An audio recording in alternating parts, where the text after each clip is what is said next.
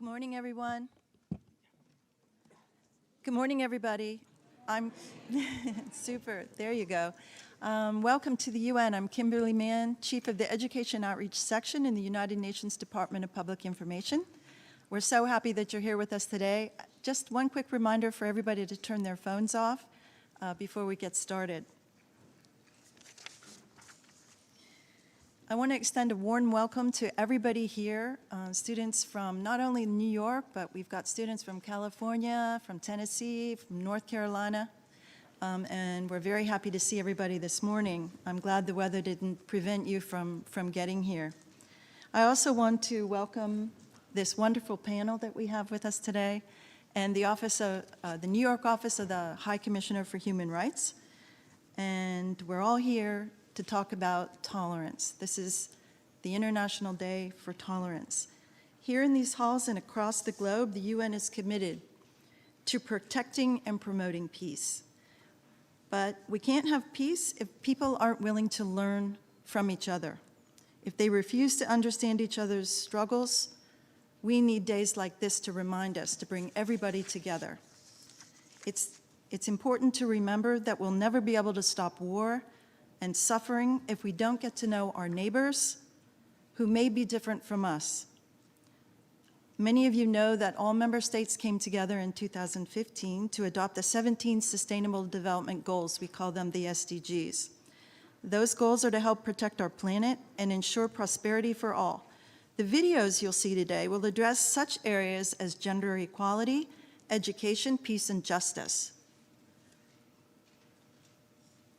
We're seeing an alarming rise in hatred among people of different ethnicities, faiths, races, and sexual orientation, from anti-Semitism and neo-Nazism to homophobia, Islamophobia, racism, and other forms of hatred and discrimination.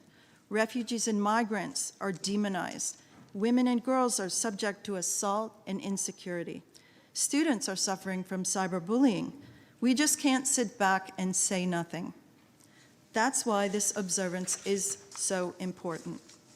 You're going to see today how the YouTube Creators for Change program is allowing bright new voices from around the world to take messages of tolerance, empathy, and hope to a global audience. And we hope they inspire you to do the same, because the internet doesn't have to be a weapon. It can be used to break down barriers and bring people together. This year's the 70th anniversary of the Universal Declaration of Human Rights. You might have seen some of the posters of the panels that are going up. We'll have an exhibit in the visitors lobby. Please have a look at them when you leave today. Promoting and defending human rights is one of the main objectives of the United Nations. Here to tell you more about that is Craig McIver, Director of the New York Office of the United Nations High Commissioner for Human Rights. Craig, welcome.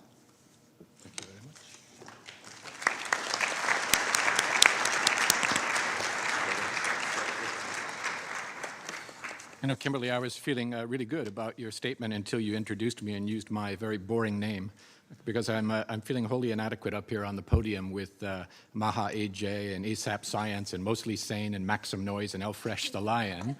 You and I, Kimberly, have to get YouTube handles. So I'm going to call you MC Kimmy Man, and you can call me DJ Craigie G for the rest of this presentation. That's now I feel better. So welcome to all of you. Welcome to all of you who have, as Kimberly said, braved the weather to be with us here at the United Nations. But welcome not just to the building, but welcome to the struggle. Because the UN that you're visiting today is not just a building. It's not just wood-paneled conference rooms and marble hallways. And the UN is not a neutral body. The UN is not just a conference center that convenes to hear any perspective that's offered by any person on any issue. The UN is actually an idea. The Universal Declaration is an idea. The idea that human rights and peace and development and equality belong to all of us, and that these ideas must be enforced and governed by the rule of law. So here, we have chosen which side we are on. And I'm here today to tell you that you also have to choose sides at this moment in history. You have joined us. That tells me that you are on the side that we speak about here at the United Nations, because we're in the middle of a struggle that will determine in our lifetime whether human dignity will be advanced or crushed for us and for future generations. This struggle is not new. It's been raging for at least 70 years now, and it will probably rage for as long as human beings occupy this planet. But the United Nations was built to actually engage in that struggle. The Universal Declaration of Human Rights, which will celebrate its 70th anniversary in just a few days, was drafted to define our position in the struggle. So we know what we stand for, and we're here exactly for this. But the other side knows what they stand for too, and their side is growing. Those who clamor for more war, more jails, more privilege for those at the top, and less for the rest of us. And they're joined by legions today of racists and sexists and xenophobes and Islamophobes and homophobes and anti-Semites. They openly defend imperialism and colonialism and foreign occupation, militarism, white supremacy, ethno-nationalism, even old-school Nazism on the streets of our cities today. And they say that healthcare and housing and water and sanitation and food and social security are only privileges for the rich and commodities for sale to those who can afford them. At their hands, we see the horrors of inequality and austerity and deprivation. We see torture and apartheid, slavery, even genocide in the 21st century. And we see the building and the worsening of climate change threatening our very existence. They are organized and they are strong. But so are we. So are we. And we will struggle against them and we will win. Because we have the message that will win, that must win. The message of the UN Charter and the message of the Universal Declaration of Human Rights. That message says that all human beings are born free and equal in dignity and rights. That we are all entitled to be free from the fear that an airplane will be hijacked and crashed into this building and kill us, but equally free from the fear that our government will drag us away in the middle of the night and put us in an orange jumpsuit and lock us away because it doesn't like our race or our religion or our politics. That's human security. And we also have the right to be free from want, because healthcare and education and housing and water and sanitation and food are not commodities. They are rights to which we are all guaranteed without discrimination simply by virtue of being born human. The other reason that we will win is because we have you, creators who are using new technology to amplify the message of equality, of freedom from fear and want. And to take that message from the whispered diplomatic conference rooms of the United Nations and to amplify it, to turn the whisper into a roar on the streets of every city, from Detroit to Gaza to Kinshasa to Manila to Santiago, and to counter their use of new technologies to spread hatred and intolerance by our use of technology to reach out with the message of the Universal Declaration of Human Rights, the message of tolerance, and the message of hope. So welcome to the United Nations and welcome to the struggle. Welcome to your voices, to your creativity, to your commitment to the vision of tolerance and human rights, because we need you, and we're glad that you are here. We invite you to check out what we're doing to advance this vision and this message. #StandUpForHumanRights. Visit the website, see what you can do after today to bring this message forward. We're happy that you're here, and we welcome you all again. So thank you.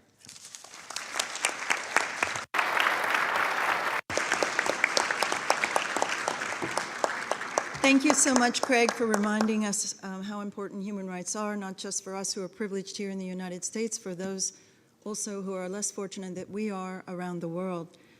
Your words are very inspiring, and please text me my YouTube handle. Sounds good. While putting together this event, we had the privilege to work with Paul and Lauren from YouTube, who are providing a platform for inspirational content creators to change some of the negative dialogue that we see on the internet every day. They're setting out to make a positive impact on the world. So I'd now like to welcome Paul Marvuchik, who's the product marketing manager at YouTube, to tell us more about the YouTube Creators for Change program.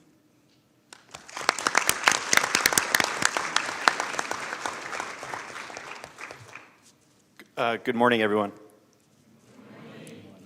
Before I begin, I wanted to say thank you on behalf of YouTube Creators for Change to the United Nations for welcoming us here today and putting on this event to celebrate International Day for Tolerance with a screening of Creators for Change films and inviting all of these bright young students to participate.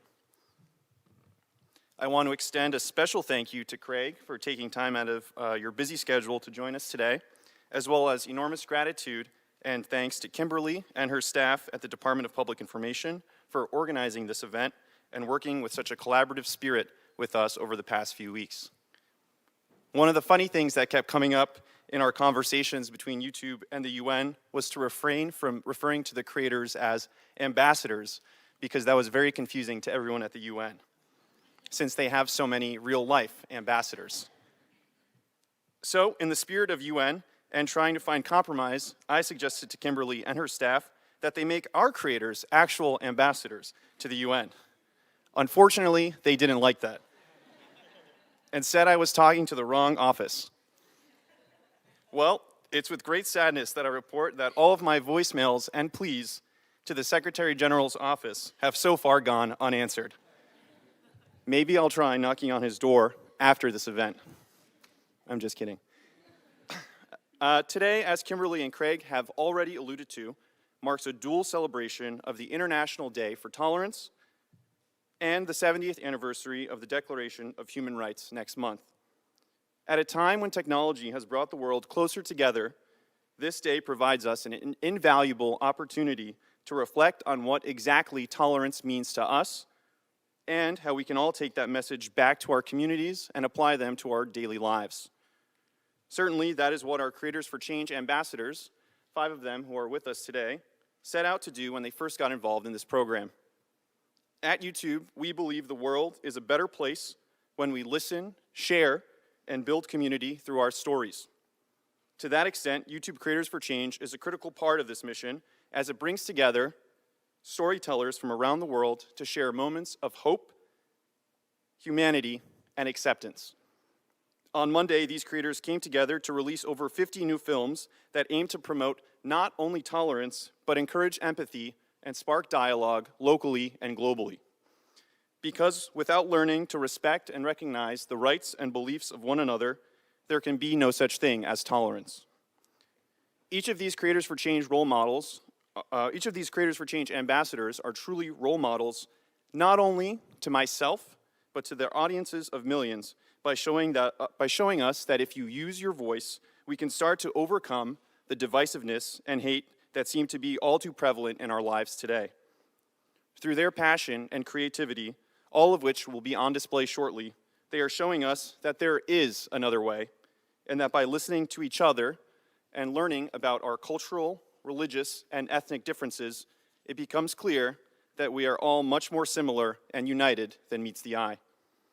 Today, I have the privilege of sharing with you 4 powerful and inspirational short films from our ambassadors, each from a different part of the world, sharing a different story, but with one common theme in plain sight, that of tolerance. First, we'll dive into Maha AJ's Salamik, a melodic love letter and showcase of her vibrant and colorful home country of Sudan. Then we have AsapSCIENCE from Canada, who, using their renowned animated style in The Science of Racism, will give us some factual insights into how race affects many aspects of society in ways you would never think. Then there's MostlySane of India's No Offense video that packs a powerful punch as she battles personified versions of hate speech in a boxing ring rap battle. That's a tongue twister.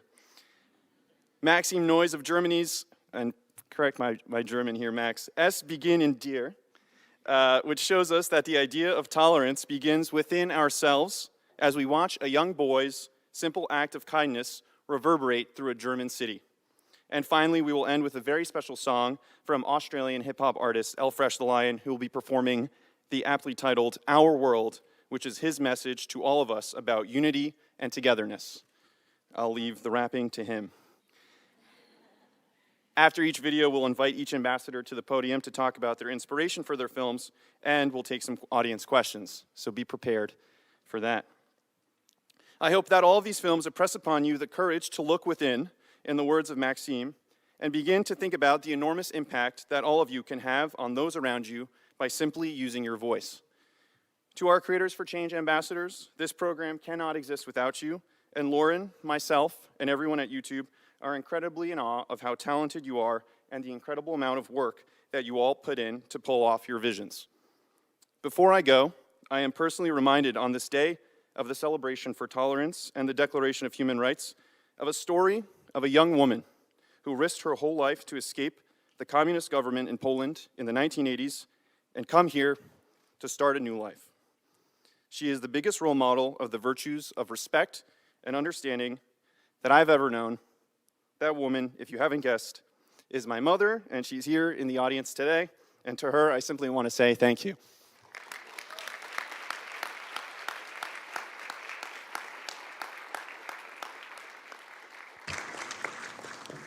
Thanks very much, Paul, for that overview about the Creators for Change, YouTube's Creators for Change program.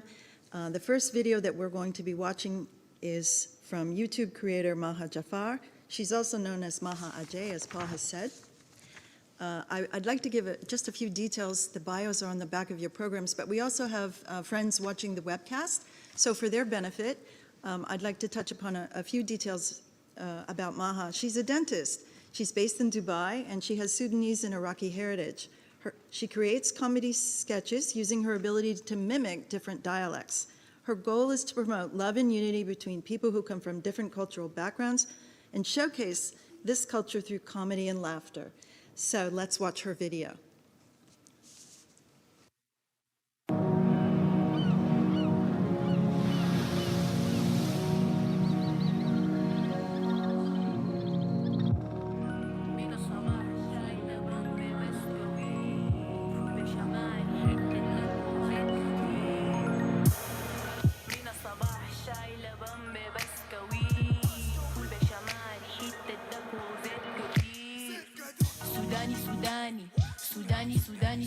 سوداني بلدي عجباني مروي كرري سلامي توبو عراقي لذي بلادي ركشة في شكل فراري عبري مالي الصواني شيء في الصك الصحب منتهي بنمله تاني يبنا بدون دواء نشرب يبنا بدون دواء يبنا بدون دواء يبنا بدون دواء يا عديلة يا بيضة يا ولاي كثير معاه الليلة شهو يوم باقي دور طلع يا عديلة يا بيضة يا ولاي كثير معاه الليلة شهو يوم باقي دور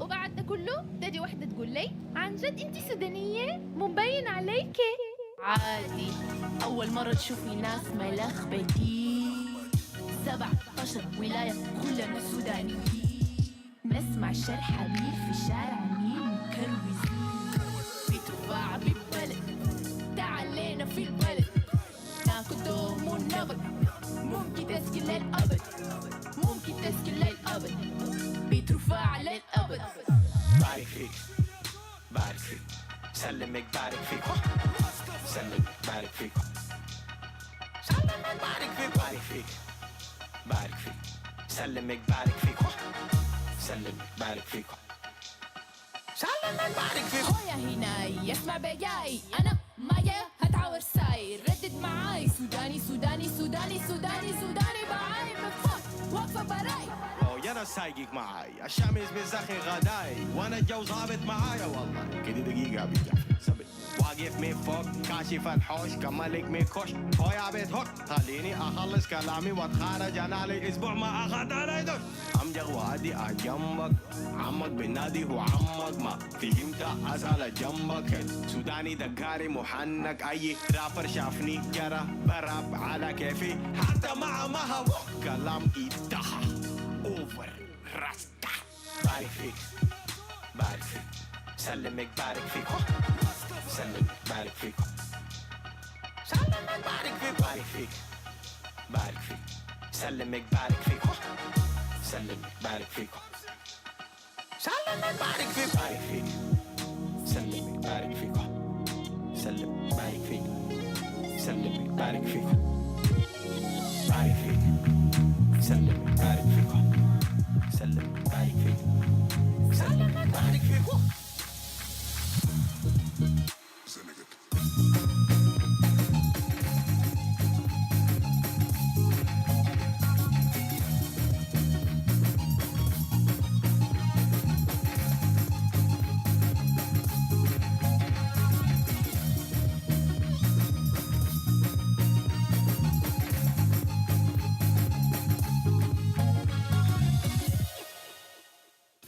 The entirety of this project is 100% Sudani product, made in Sudan by Sudanese to the world with love. I showed you my culture. Now it's time to show me yours.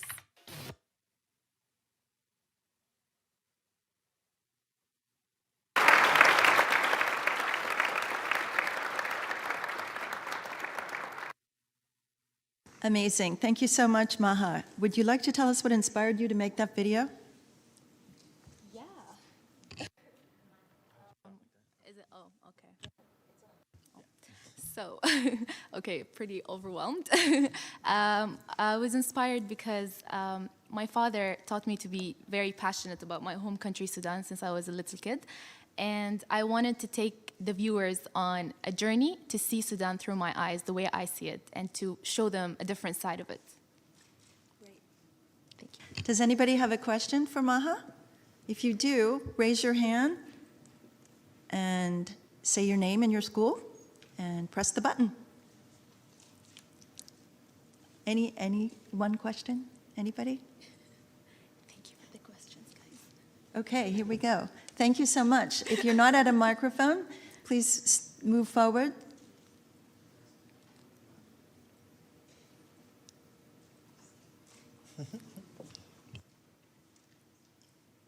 Is it on? No? Yeah, okay. Hi, my name is Alice Blackwood. I'm from the New York City Lab School. It's a high school in Chelsea. And my question was, if you had one takeaway, or if you wanted for people to have one takeaway from this video, what would it be? It would be, wow, is this really Sudan? Yeah. That's the one thing that I want people to take away. Thank you. Okay, so we'll move to the next video, and you'll have a chance to ask the next creator a question, so get ready, okay? So thank you so much for sharing this inspiring story. The music is amazing. The next video we will have is from AsapSCIENCE. It's a project by Canadian YouTube creators for Change, Mitchell Moffat and Greg Brown. Greg Brown is here with us today. So AsapSCIENCE is an educational show that takes science of biology, chemistry, physics, and applies it to everyday life through quirky and relatable examples. Let's watch Greg's video. Racism is real. And it can not only cause psychological pain, but also physiological damage to those who experience it. So today we're going to look at the science of racism, using studies and evidence to see exactly how it impacts individuals, uncover what makes people racist in the first place, and understand what we can do to successfully combat it right now.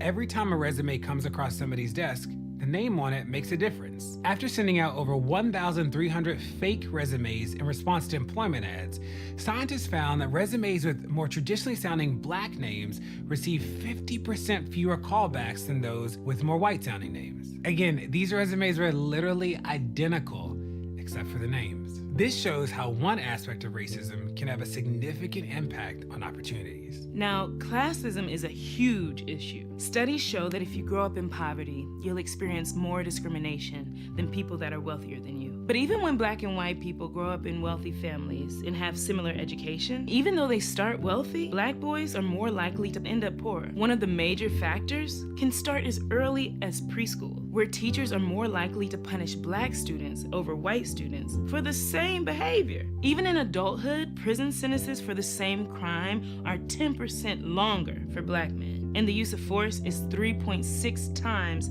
higher. When studying the existence of racism towards Indigenous people in Australia, 45% of Indigenous families reported racism. And interestingly, scientists began to link these experiences to poor mental health status, sleep difficulties, obesity, and even asthma. Which brings up an important fact. Racism can truly be damaging to your health. Now, racism involves a set of people holding power over other people, and that imbalance in power is what causes stress. And again, this can be measured experimentally. When Latina students were paired with people they've been told had racial bias against them, their cardiovascular stress response went up, compared to those who were partnered with people they told had no bias against them at all. Another study of Korean immigrants found that discrimination was linked to debilitating mental health effects. And the scientific community is now validating how racism plays a significant role in the formation of health disparities. So much that there are now links to breast cancer,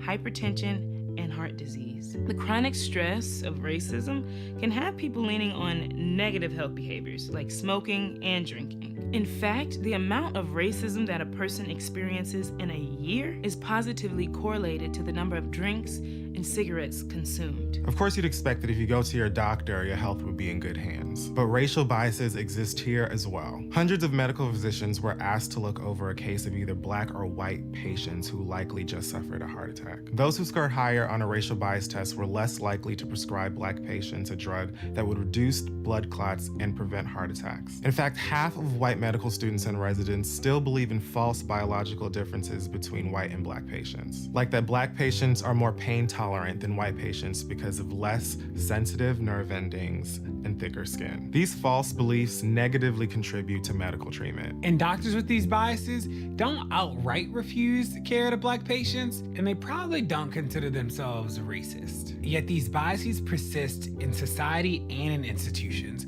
which means that many people still hold these beliefs and values. For example, studies show that most people perceive the faces of other races to be more angry than faces of their own race. Now, these findings make some people uncomfortable because it's hard to look at your own bias and where you sit in perpetuating some of these values and beliefs that don't do the good that we think we're doing. Now, the good news is there's a lot that we can do to combat racism and unlearn our own biases right now. The thing is, we're not born racist. We learn biases from our environment and how we are raised. When children are adopted before the age of 8 by someone of a different race, they actually develop the same facial recognition patterns of their adoptive parents rather than their own race. It shows that our ability to quickly judge other races is learned from our parents or our environment. This is why talking about racism and anti-racism is so important. And if you do hold racial bias, the important thing to know is that you can change your brain. A study of brain scans showed that a specific brainwave pattern occurred in those with racial bias when they saw a face that they had perceived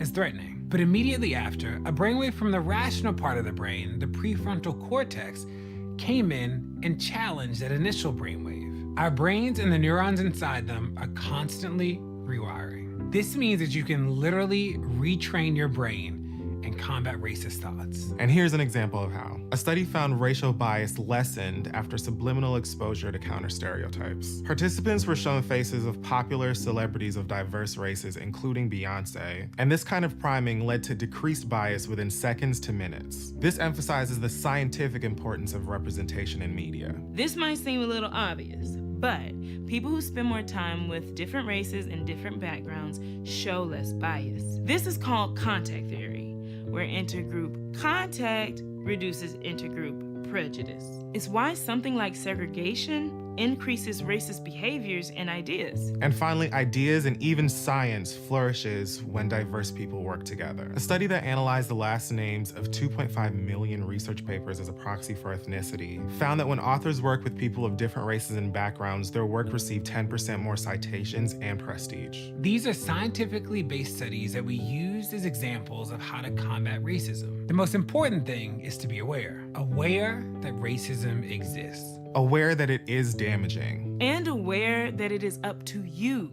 to combat it all together.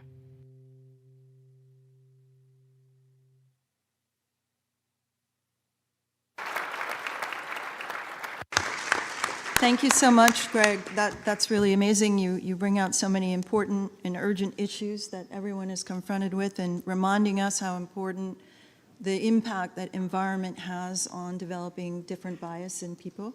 So could you please tell us what really inspired you to make this film?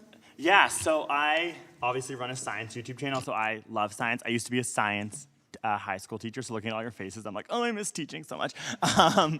But science, I think, is the most beautiful thing in the world, but it's a system that's been created by predominantly straight white men, and I think that's an important thing that everyone needs to realize, that science isn't perfect. And as you mentioned earlier, Craig, like, it is now being used, like, as someone who reads about science all the time, inappropriately and inaccurately to white supremacy is an example of something that they are using science to actually make their points and the science isn't true. The science isn't valid, and when you look into it, you realize it's actually completely false, made up, and coming from not well-sourced material. So what we wanted to do was look at actually well-researched science that are in like legitimate publications. What are they actually saying about racism and its impacts? For example, it's real, it physiologically is damaging, and you can change it. So that is what the science actually says. So that's what our channel tries to do, is like give people the real information. But we're living in a very scary time, so this is the real information, and that's what we were inspired by, because science still needs to be fighting for not creating the hate speech, because it is being used in a weird way right now.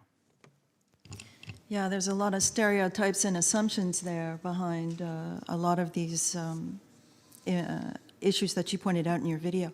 Do we have any questions for Greg? Yes, please. If you could move to the mic and state your name and school. Hello, my name is Catherine Madikow. My school is the NYC Lab School for Collaborative Studies.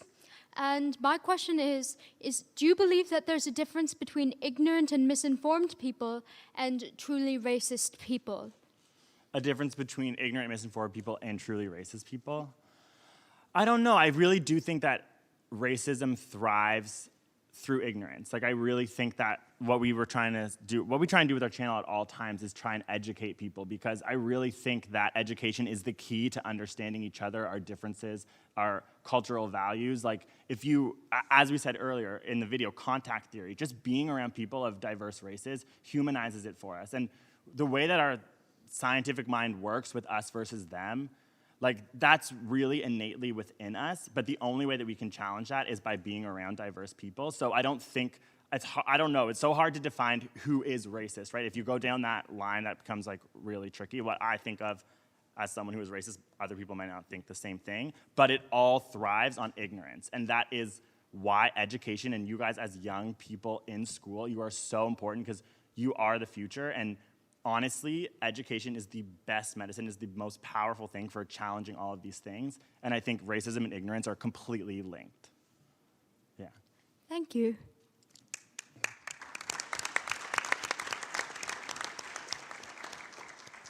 Thanks so much, Greg. Sorry. One question, sorry. We're going to cycle through the videos, and if we have more time, we'll take more questions at the end. Yes, thanks so much. But hold that thought, okay? We might be able to come back. So our next YouTube creator for change is MostlySane. Prajakta Kohli is India's biggest female comedy YouTuber. Let's have a look at her video.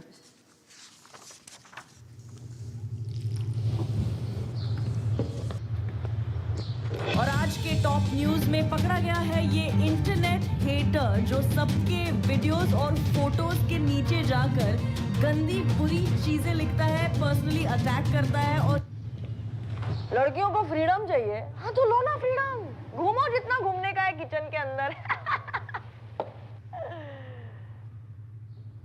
ये सब मन के वहम है जी, ऐसा कुछ नहीं होता। होमोसेक्सुअलिटी, होमोसेक्सुअल बाबा जी के पास लेके जाओगे ना, 2 डोज में ऐसे ठीक कर देंगे।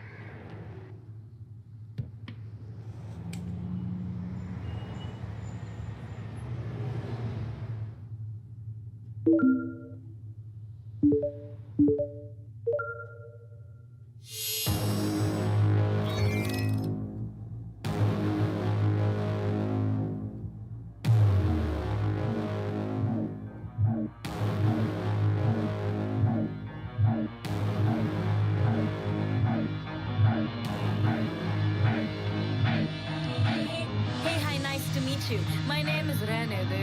सुबह से फंसी टाइट ढीली कर अब कहने दे.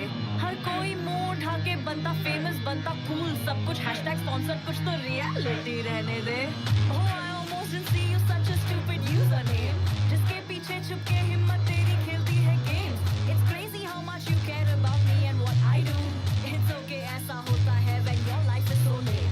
It's cute that you think you're funny. Sell out all you do is so money. Dabble this and that, how to blah blah blah blah. Dreams got so woman honey.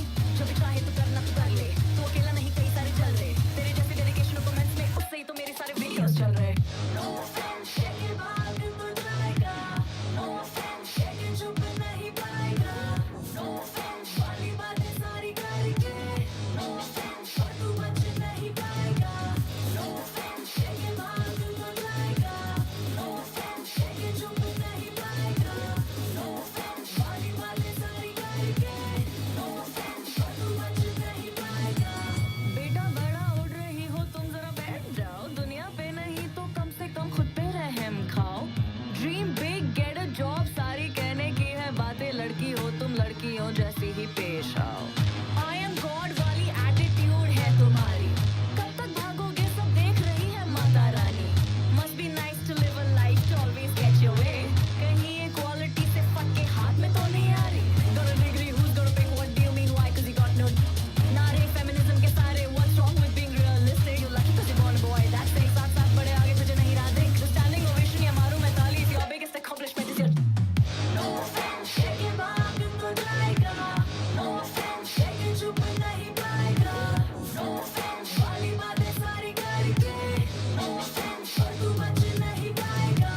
No offense, shake it back and put जाएगा. No offense, shake it चुप नहीं पाएगा. No offense, वाली बातें सारी करके. No offense, और तू बच नहीं पाएगा. रोमियो जूलियट की एक कहानी मैं सुनाऊं. It's the way God intended even then, even now. मियाँ बीवी नर नारी see a pattern, get the story. Genderless love वाली बकवास ना बनाओ. कहानियाँ सुनी बड़ी जरा लाइफ भी तो जी लो. दवाई से पहले एक गुड कॉमन सेंस का भी तो पी लो. डायग्नोसिस ये महान तुम सुनाते उससे पहले डॉक्टर साहब. डॉक्टर वाली पहले डिग्री भी तो ले लो. सच प्यार में बीमारी है ये मान ले. परिणाम इंटरनेट का है जान ले. सबको यहाँ चाहिए अटेंशन. छोड़ बेटा सब जा पढ़ाई पे तू ध्यान दे. ना जज ना कोर्ट से भी विटनेस. सुनो aunty it's none of your business. चलो माना नहीं ज्यादा है समझ मुझे. But I know that it's not a sickness. No offense, shake it back and put जाएगा. No offense, shake it चुप नहीं पाएगा. No offense, वाली बातें सारी करके. No offense, और तू बच नहीं पाएगा. No offense, shake it back and put जाएगा. No offense, shake it चुप नहीं पाएगा. No offense, वाली बातें सारी करके. No offense, और तू बच नहीं पाएगा. So hold up, let me get something straight. This is the real deal and not clickbait. In a world where we could hug, we could kiss and smile, we choose not to love but to hate. I'm a needle in the hay, I'm a single sun ray. I'm a father, I'm a sister, I'm a band-aid on your blister. I dream to wake up to a day and I will, when I'll be more than a hashtag or a social media drill. With a smile for a smile and a heart for a heart, evolution of a new mankind will start. No shapes, no sizes, no colors, no fates. No wars, no judgments, no guns, no hate.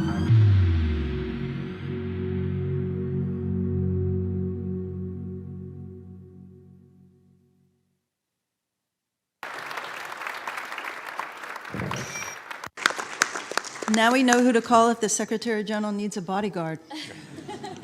That's amazing. What inspired MostlySane to make this video? So we are YouTubers, and one thing that we deal with every day is just hate. And when I thought over that, I realized, you don't have to be on the internet. Everyday life, so much hate. I feel like we've become so okay with so much hate speech around us that we don't even realize that it's not right. And one thing that always stuck with me was it's crazy how people just like hate on you and then end it with no offense. But they're like, hey, you know what? You look so ugly. No offense. You know what? I hate you for whatever that you do. No offense. Or your videos suck. No offense. And I was like, listen, you cannot just say no offense and get away with it, right? And that was, when we thought of making the Creators for Change project, that was the one thing I always had in mind. I was like, I'm going to do something around no offense, and I want to put it out there that it's not okay to hate, and it's even worse to end it with no offense. No offense. Thank you, Prajakta. Thank you. That's awesome. The next YouTube creator for change that we're going to hear from is MaximNoise. Max Jäger is a musician from Neuss, Germany. He releases music videos of songs that he has written himself. He makes noise for love and understanding while trying to raise awareness for equality and respect. Let's watch his video.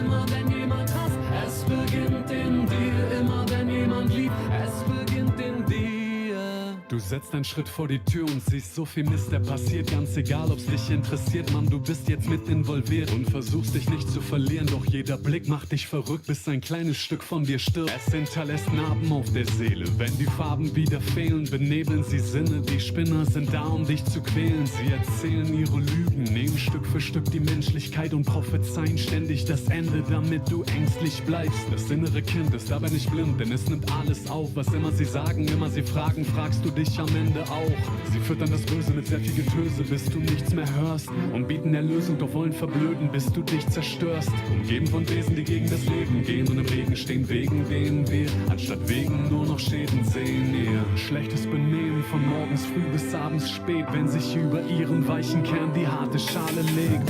Immer wenn jemand lacht, es beginnt in dir. Immer wenn jemand weint, es beginnt in dir. Immer wenn jemand hasst, es beginnt in dir. Immer wenn jemand liebt, es beginnt in dir.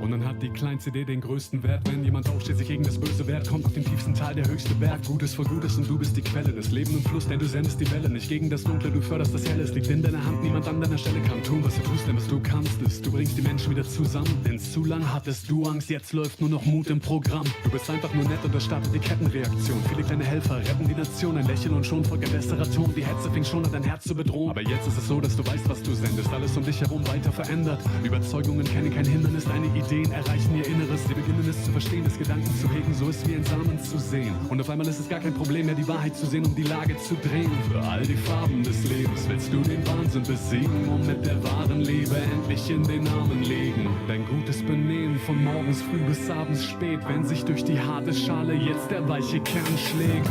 Immer wenn jemand lacht, es beginnt in dir. Immer wenn jemand weint, es beginnt in dir. Immer wenn jemand hasst, es beginnt in dir. Immer wenn jemand liebt, es beginnt in dir.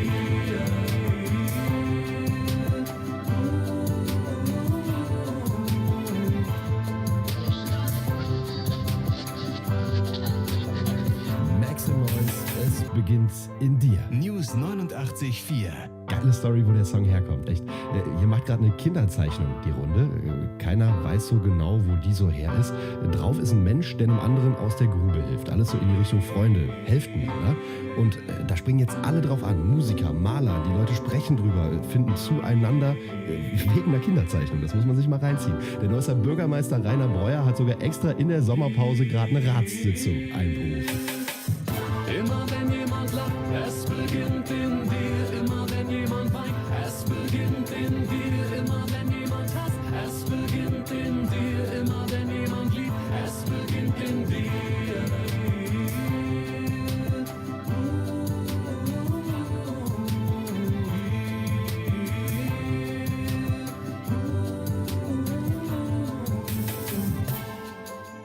Lebe dein Leben bewusst, denn auf Liebe folgt Liebe und Frust folgt auf Frust. Ein jeder kann Großes vollbringen, alles hier beginnt in dir drin. Also lebe dein Leben bewusst, denn auf Liebe folgt Liebe und Frust folgt auf Frust. Ein jeder kann Großes vollbringen, alles hier beginnt in dir drin. Immer wenn jemand sagt, es beginnt in dir, immer wenn jemand weint, es beginnt in dir, immer wenn jemand hasst, es beginnt in dir, immer wenn jemand liebt, es beginnt in dir, immer wenn jemand sagt, es beginnt in dir, immer wenn jemand weint, es beginnt in dir, immer wenn jemand hasst, es beginnt in dir, immer wenn jemand liebt, es beginnt in dir.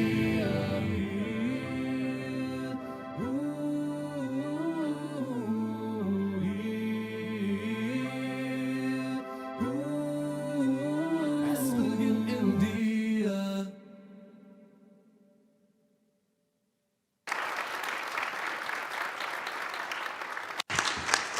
This video is so great, Max. It's so uplifting. It reminds me of the power of each one of us to make positive change. So please tell us why MaximNoise was motivated to make this. Thank you so much. Sorry, I'm a little bit shaking because this is pretty exciting. At first, I want to say thanks to the UN for inviting us, thanks for YouTube to supporting me, and thanks to you guys for showing up. Since I'm from Germany, I think the country where I was born is responsible for this building that has been built here because of what the people did in the Second World War. But I feel no shame and I feel no fear to be born in Germany because it was not my decision, and I believe in love, and that's what I wanted to present with this music video. I wanted to give people hope that stand for love, and yeah, I wanted to remind them that it starts within you, since we are mirroring people. You know, if we see good people, we copy what they do, and if we see bad people and think that the bad thing is right, we copy bad people. So I think each and all of you and each and all of us is an influencer nowadays, no matter whether you have 10 followers or 3 million, a million like Prajakta has. You never know. Yeah, you never know who you're going to inspire and who is going to multiply your message. So it can be a small boy who starts with his solution of a better together, which is multiplied, and in the end a whole campaign in the city. And you know, like, there was a lot of anger for me in the last years because of the refugee situation. Like, Germany is pretty open and welcomed a lot of people, and then people got afraid and wanted to separate us, and they said it's going to be dangerous and we have to buy knives. But there has been no problems at this time. And then all the people bought knives, all the knives, and the pepper thing was sold out on Amazon. So suddenly people started to attack each other because they had knives. So I thought, hey, it starts within you if you want to get the solution also by talking to people. Like, I'm not a fan of not listening to the other side. Like, we have to talk to the people and we have to find out what's really going on, but then stand together and stand up for human rights. And thank you very much for having me.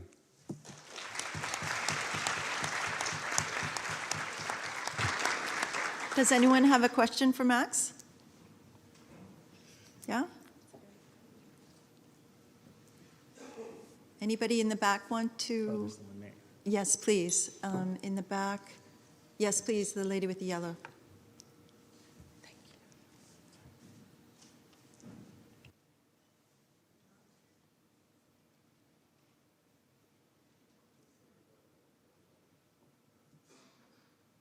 Oh, hello.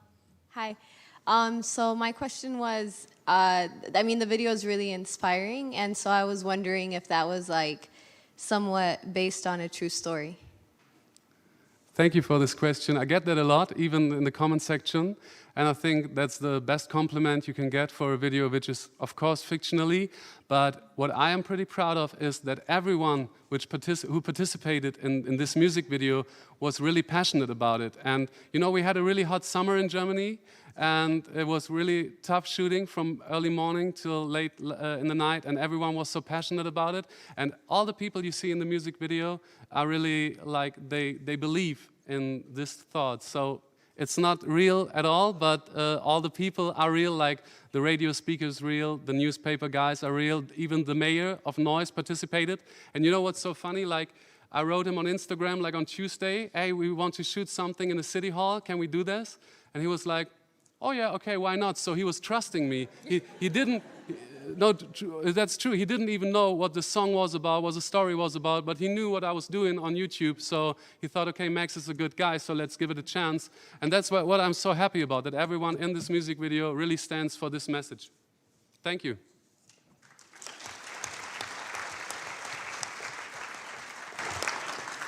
So our next guest is YouTube creator for Change, Alfresh the Lion, who's sitting here at the end of the podium. His name is Sudeep Singh. He's a hip-hop artist from Southwest Sydney, Australia. His music provides social commentary from the perspective of an Australian man born to migrant parents from Punjab, India. Alfresh the Lion will perform a song for us later today, but I thought it would give us an opportunity to get to know him a little bit before he does perform later, and ask him a few questions. And we can start with, you know, I saw a beautiful music video of yours, and I wondered what inspires you in your work. I think a lot of what inspires what I do is the area that I come from, which is Southwest Sydney. And for those who've never been to Australia, let alone know anything about Australia, Southwest Sydney makes up Western Sydney, which is the most diverse region in the country when I'm talking about cultures. It's home to a lot of refugees, migrants. It's got a strong First Nations indigenous community that has been surviving for 50, 60,000 years. So, you know, it's a real cultural hotspot and makeup of people from all walks of life. So that really inspires what I do. And as you can imagine, in that hotspot, there's so many stories and messages, and there's no lack of inspiration in the local area. Thanks. You know, when I think of India, I don't necessarily think of hip-hop music. Why did you choose that style? Yeah, I mean, I get that question a lot. I mean, I don't know, hip-hop really resonated with me. It was, you know, being born and raised in Sydney. For me, you know, well, just to contextualize it, Australia has a long history of you know, challenging people based on their background and where they come from. I mean, we have in our history a policy that was named White Australia Policy, which excluded people from culture backgrounds from entering the country, and that was only removed in the 70s. So, you know, this concept of assimilation and things of that nature can be really toxic and is still quite present in the country. So, you know, for me growing up, the byproduct of that was like this confusion as to where I belonged and what I should be proud of and who I should be. Hip hop was a space that provided me an opportunity to get a better understanding of myself and my culture and where I'm from and where my family's from. I mean, hip hop appreciates authenticity, originality, and so I needed to find out who I was in order to communicate that. So, you know, it just resonated with me on so many levels that I've just continued with it. Fantastic. Does anyone want to ask a question to Alfresh the Lion? I'm sure you're all looking forward to his performance later. Raise your hand a little higher. I'm sorry, way in the back. Yes, please press the button and tell us your name. My name is Michael Lakocha, and I got one question, because, like, I kind of felt that story, and I got, like, it might sound weird, but, like, also coming from an immigrant family, how did they really feel with you, like, being in hip-hop? Yeah, that's a great question. I mean, my family are pretty supportive to a point. I mean, they were supportive from the get-go because they saw it as, like, it wasn't distracting me from school. The issues kind of came when I was like, yeah, I want to do this professionally. But, you know, like, it's been a positive journey, just in the sense of, you know, I think the biggest concern for my family comes from, you know, what am I representing, and with a particular respect to my community, the Sikh community, you know, so they didn't want me to project badly on the community if I was kind of, you know, talking negativity or whatnot. So, I mean, when they realized that I wasn't doing that, and instead I was kind of, you know, as I said before, representing our story and where we come from and what we're about, you know, inevitably through music, that, you know, the worries kind of dispelled. And yeah, it's been a good ride. So we have the opportunity, we have a few minutes, 20 minutes actually, so if anyone has a question for any of our creators, I welcome you to ask it. There's a gentleman in the middle, in the back, up. Yes, you, sir. All right, so this question's for AsapSCIENCE. My name's David Mansour. I'm a senior from High Tech High School in New Jersey. I found your method of presentation remarkable, and the way that you presented this was very different from the rest of your videos. You chose to show who is speaking. Why do you make that choice, and what effect did you think that had on the viewer?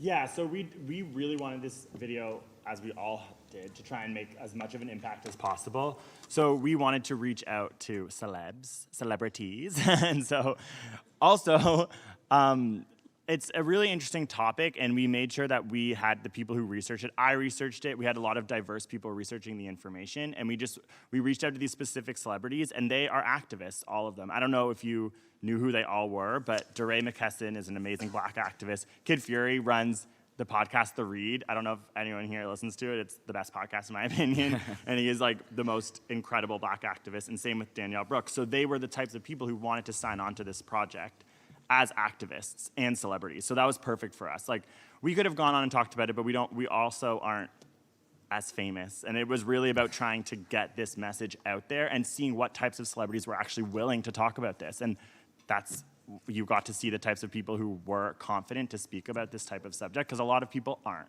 And that's too bad, but that's how we sort of made that decision. All right, but we still animated around them so that it was clear. Yeah. Thank you so much. I appreciate it. I wonder if we have any filmmakers in the audience. If you're a young, aspiring, wannabe filmmaker, maybe. I know we have several over here who are studying film at school, no? Raise your hand if you're aspiring to be a filmmaker. Great. So you want to take a next question? Anybody right here in the front? Oh, good, we have several. So we'll take the lady, the gentleman, and the young lady there. Hi, my name is Devin Parada. I'm from Modern Day Prep High School, and I'm also a representative from Pathways to Peace. My question is for MostlySane. In your video, the character responded to the hate with violence, but how would you say that you respond to hate in your life, or how should we respond to it? So that was the thought we had when we were making the video, where that wasn't something I wanted to get through the video, that respond to hate, which is why we made it a video game, which is why it starts as a video game. Also, a lot of young audience watches me, and a video game is something that's very relatable for everyone to ask, and I feel like, you know, all the violence that has to happen can happen inside the screen in the video game, and that's okay with us. How I personally reply to hate, I get this question all the time. You know what, I don't even want to sound like someone who's like, oh, okay, but I really like it. I'm not going to hate, I'm not going to lie to you. I'll tell you why. Because as a YouTuber, when I get hate, first of all, it's really funny. Like sometimes if you just go and read some hate comments, and I'm sure all of our videos, some of them are hilarious, okay? Second, it's funny, so I can use it for content, which is amazing. So many things that my haters say to me, I use for content. I just put it in all my scripts. Third, it's great engagement. I mean, there's one hate comment, and then we get so many people coming and defending you, which happens in real life too, right? Like if one person hates on you, and I've been hated on in person too, and that happened. And fourth, I just feel like if I do reply to hate, I give them the power that they do not deserve. So I do not reply to it, but I do sit with my popcorn every now and then and go through them, so it's a lot of fun. Thank you so much for the question. Thanks. Next question. Hi, hello? All right. Hi, my name is Ishan Sharma. I am from Modern Day Prep. I also have a question for MostlySane. As an Indian myself, I was wondering, do you think that the issue of racism being solved in America can have an influence to end racism in India? I'm sorry, can you say that one more time? Yeah. As an Indian myself, I was wondering, do you think that the issue of racism being solved in America can have an influence to end racism in India? I think so. I think if racism gets solved anywhere in the world, I think it affects the rest of the world. That's what the video said, right? It really just goes across religions and across cities and across regions. I feel like again, it's the same with hate too. It's so subconsciously within all of us that sometimes we don't even realize when we do it. So I feel like if it makes a difference anywhere, it's going to make a difference everywhere else. So yes. Thank you. Thank you, Ishan. Next question, please.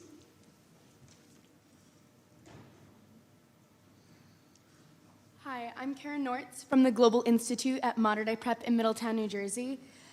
And my question is relevant to all of the panelists, but mainly AsapSCIENCE. As a daughter of a Puerto Rican migrant, I understand how important it is to have a day like this to speak out against tolerance and to speak up for those who are discriminated against and stereotyped. So what can we do in our own lives to speak for those who are discriminated against and to teach others to speak up for them in the process so we can really make a change in our world? Yeah, so thank you. I have a loud voice, so I could be like, yeah.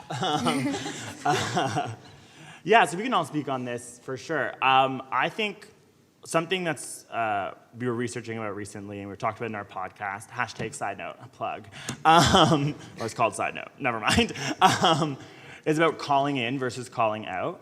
And calling people out, studies have shown, is extremely important. So when you think about times when something happens around you, maybe you're with your friends, that group of friends happens to not be as diverse, and someone says something that you think is, maybe you think the statement's racist or inappropriate, calling them out in that moment is extremely important because you're taking it might be uncomfortable for you, but that's the uncomfort that you have to sit with and they have to sit with so that other people who have to feel the burden of oppression, they're the ones who feel uncomfortable. Like I myself identify as queer, I'm gay. Whenever someone says something homophobic around me, I have to be the one in pain unless someone sticks up for me. And I find it's really hard for me in those moments when people say something homophobic to me. I usually shut down. I'm like, and I just like, you know what I mean?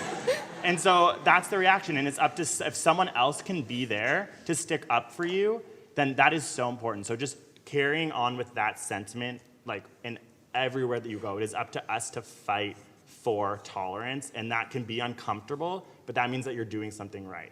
And we think about that with our videos too. Sometimes we get a lot of backlash and the videos maybe don't do as well because we're talking about racism, we're talking about being transgender and verifying that through science. Those videos don't do as well, but those are the videos that have lots of comments, and when you feel that uncomfort and when you feel like there is sort of a backlash or something like that, that's when you know you're saying something. A lot of our viral videos, they don't have as many comments. They're about coffee, alcohol, whatever. It's interesting. It's the ones that people are really getting mad about, that's when you know you're saying something.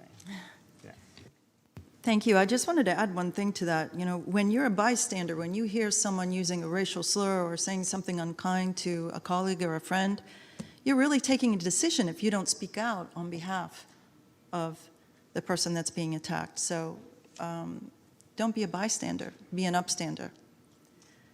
Any more questions for our panel? Please, move to the mic.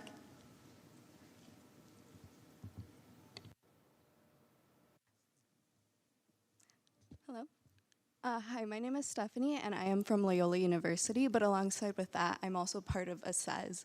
And essentially one of our mission statements is to share the love of Mother through the world and being able to spread love. So this is more so for any of the creators. What exactly would be your 3 to 5 word slogan for how to share that love?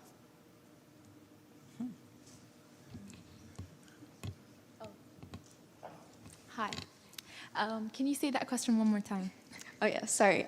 So essentially I prefaced it with saying that I am, alongside with other students, are part of ASapSCIENCE, and our mission statement is essentially to share the love of Mother through, to share the love of a mother in order to be able to promote worldly love, love within, every individual. So for that reason, we want to ask any creator who is interested in answering how they would be able to describe how to spread love with 3 to 5 words.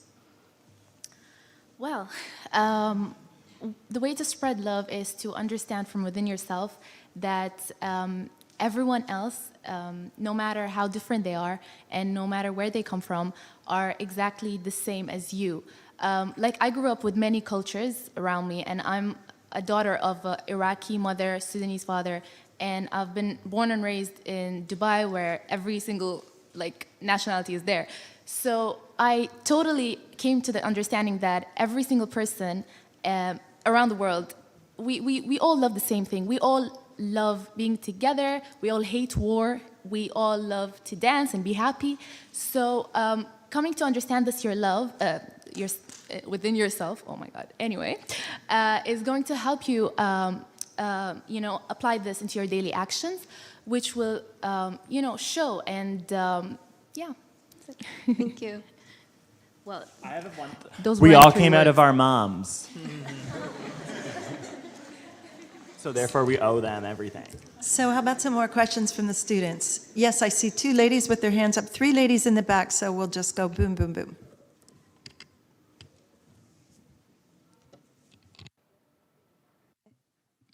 Hello, my name is Farih Rahman, and I'm a senior from Aviation High School. And I have a question for MostlySane.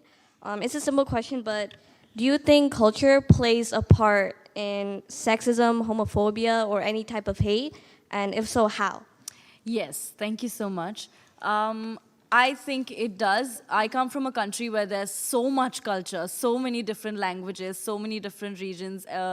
Like people from like 20 kilometers apart sort of speak a different dialect, and it's so much information.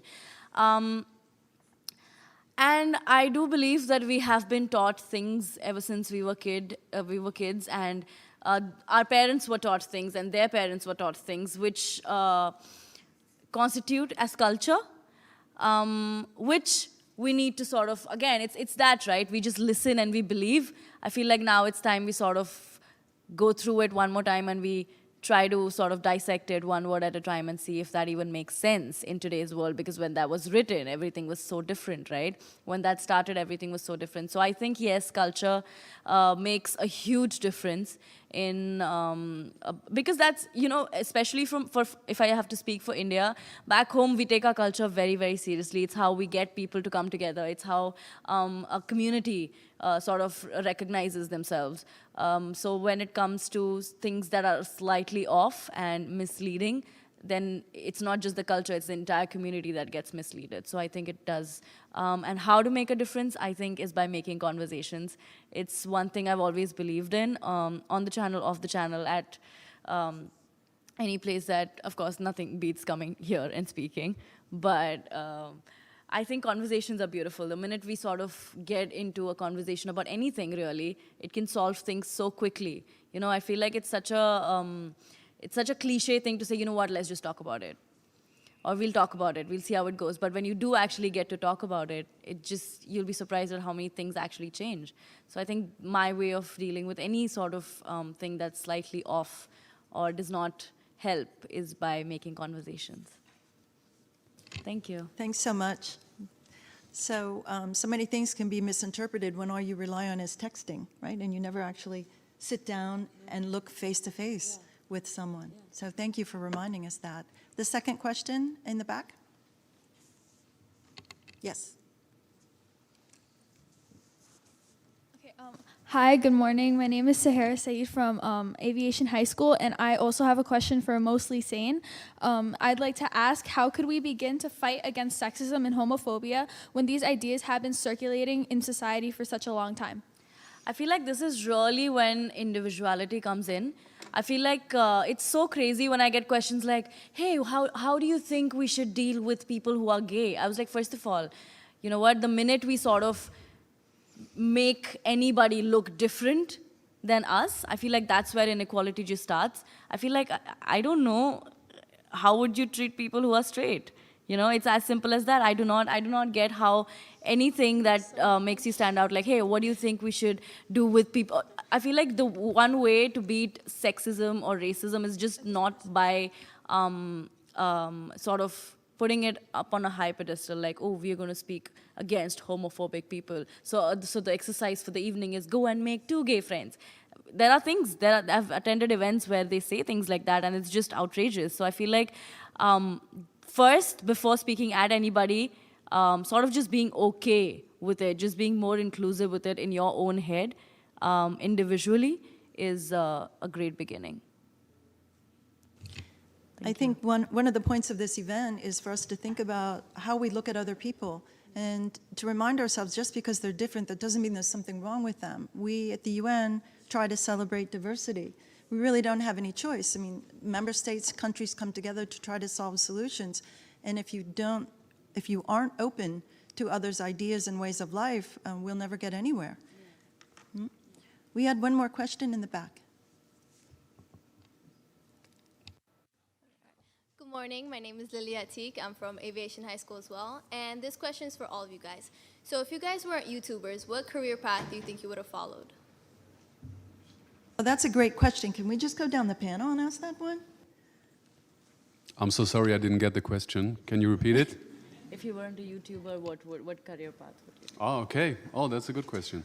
I mean, nowadays you don't know, things are changing so fast, but what I learned was a paramedic. So my mom is a psychiatrist and my sister is a physiotherapist, so we like helping people.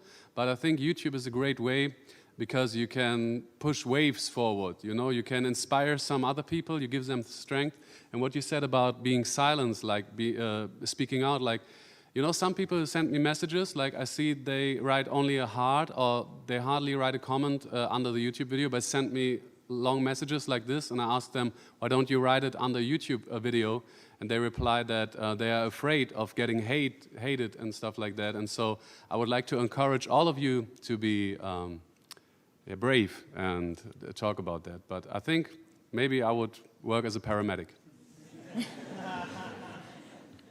I was actually a pretty bad radio presenter before. I used to do a show that nobody listened to, not even me. So thanks to YouTube that now I am here, but if that wasn't happening, I would probably be getting out of radio stations as a radio presenter or a radio producer, I think. Craig, if you weren't at the UN working on human rights, you're not going to get off so easy. I thought I was off the hook. And No, after no, 27 years at the UN, I want to be one of these people, to tell you the truth. Either that or a cowboy, I don't know. So I've also been at the UN for 25 years. I was a teacher. I worked in public relations, and I wanted my whole life to work at the UN, so here I am. I honestly can't imagine what else I would do. So I'm just really grateful to be here. Yeah, so I used to be a science teacher, so if I wasn't a YouTuber, I would be a science teacher. But I guess that makes I do miss being a science teacher so much. I'm so happy to see you all because YouTube is not that personal. Like, reading the comments doesn't mean as much as like actual in-face interaction. So I'm trying to figure out how to get that more into my life, and this counts. So thank you for coming. Well, I'm actually a dentist, and I graduated 2 years ago, and I'm currently working as a part-time dentist at a dental clinic back in Dubai, and I'm also a YouTuber, so yeah. Our YouTube channel is actually pretty small, so it's not it's part of what I do, but music is my full-time gig, and I'm super passionate about that. Otherwise, if I wasn't doing that, before being able to do music full-time, I worked a lot in community development, community empowerment, community building, so I'm still kind of doing that here and there where I can and where I have time, and that's something I'm super passionate about as well. You've done some amazing things. You might not have that many followers, but your music is really taking off, and I think I read somewhere that you opened for Sir Elton John? Yeah. So please tell us about that. Wow. Yeah, let's give him a round for that.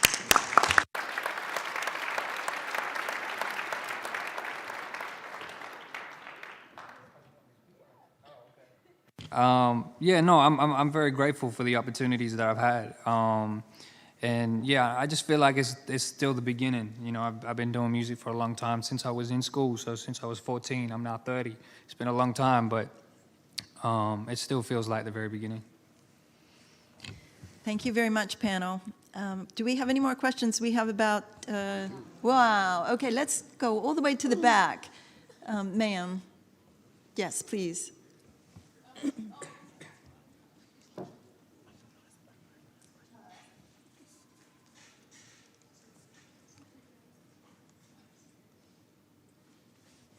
Yes, please speak.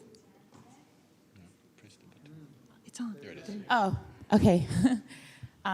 My name is Tatiana Burgess, and I'm a student from George Washington University in DC. And my question is kind of for all of you. Really, it's what output have you seen from your work, or what output would you want to see from your work? I know some of you guys kind of mentioned it a little bit, but I wanted to know from the videos that you've created, if it's possible, what kind of output have you seen after you created it?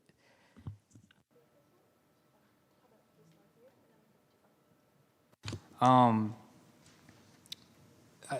think waves of change, generally speaking, is kind of positive. I think the big one for me would be like policy change, and I speak to it in this context. About a week ago, the label I'm signed to did a radio in-studio performance, and they filmed it and stuff like that, and it's for a segment back home which goes viral whenever a musician comes in to film for this segment and perform for this segment. And so the big, I suppose, issue at the moment back home is on refugees and asylum seekers. And so Australia's treatment of refugees is terrible.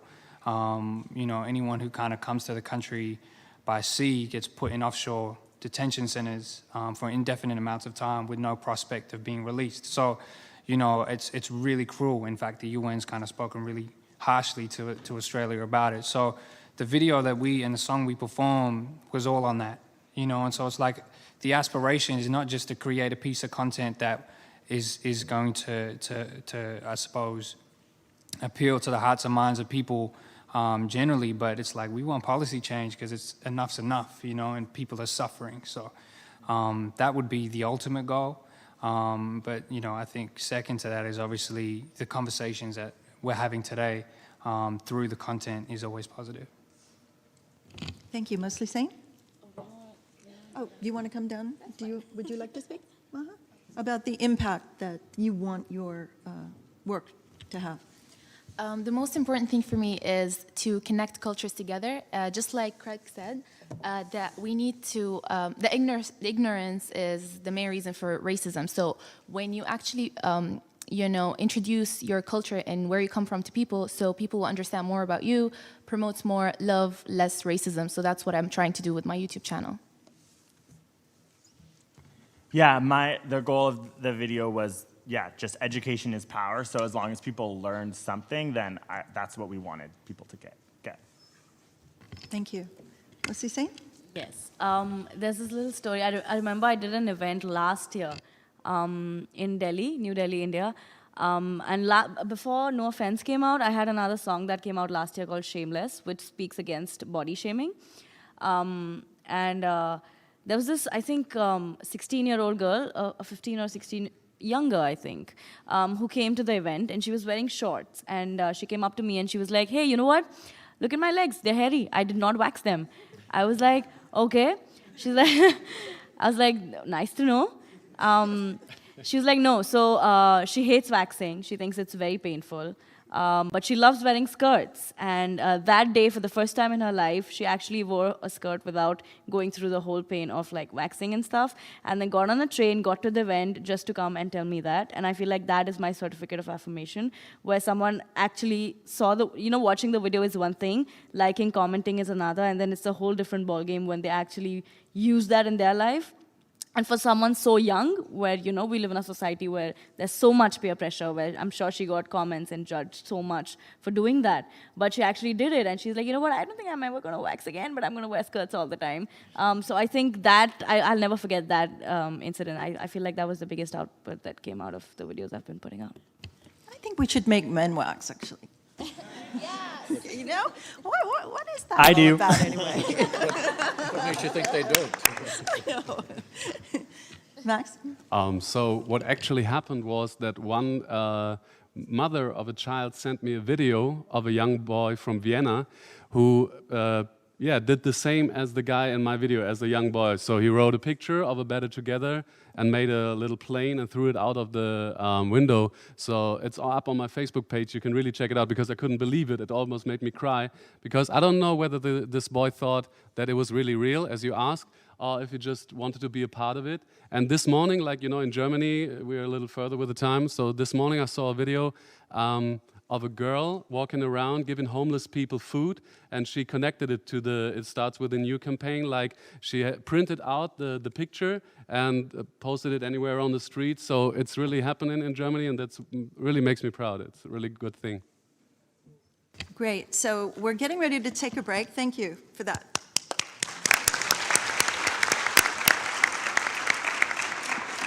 So we have prepared a questionnaire, and we're going to ask you to complete it during the break. And if you do, we'll give you a USB key when you leave the building, and you will be exiting. We're not done yet. I'm just telling you what you'll get if you complete your survey. So we want you to think about what you've heard here. What about the Universal Declaration of Human Rights, tolerance, equality, empowerment of women and girls, justice? Think about those concepts. Think about what you've seen and how they made you feel. We'll see you back in this room in 10 minutes so we can pick up again. And we're very excited. We're going to be showing you the projects that were prepared by our student creators. So we're looking forward to seeing you back here by 12:30. Thank you.